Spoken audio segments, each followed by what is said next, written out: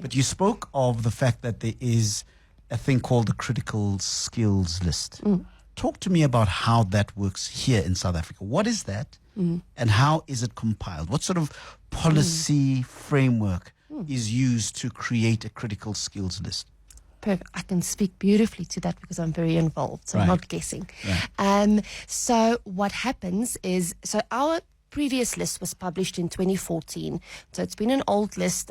There's been lots of debate around it to say, come on guys, we need to update this list. There's so many new skills that are needed that aren't on this list, and there's also skills that are on there that just are not used on the list. There was over 200 occupations on the previous list. So in about 2020, the Department of Home Affairs outsourced this to the Department of Higher Education and Training and said, as a research body, you are in a better position to be able to compile this list. And the Department of Higher Education and Training also every second year release a list of occupations in high demand. So it is something that they are constantly researching. So it got outsourced to them and some researchers to say, guys, please put together a methodology and let's see what this new list should entail. So they put together a methodology in terms of it needs to be something that falls within the National Development Plan. It needs to be skills that take time to develop. So it's not something that we can reach into the South African economy and say, we need these skills and we can develop them in 12 months. No, it takes time to finish a degree, to gain some experience. So there must be an extended time period to develop the skill. And there's a bunch of criteria that they had set out, and they gathered research and got input from everyone. One of those research points was then our Xpatweb survey, which gave input from business side as an example. So all of this got put together, and then the draft list got published, and Gazette had sent out for public comment. So there was lots of commentary that came in around skills that were left off the list. This was in 2021. Sure, that was in the middle of COVID, right? COVID Absolutely. Lockdowns and stuff. Yeah. Okay, yeah.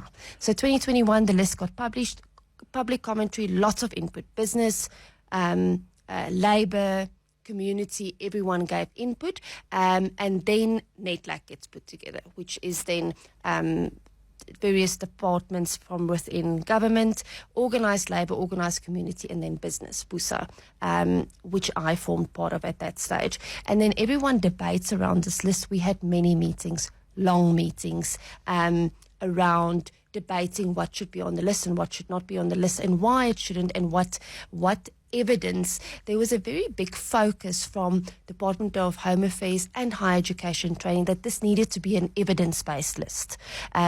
If you came to say something shouldn't be on the list, where's your evidence? Why should it not be on the list?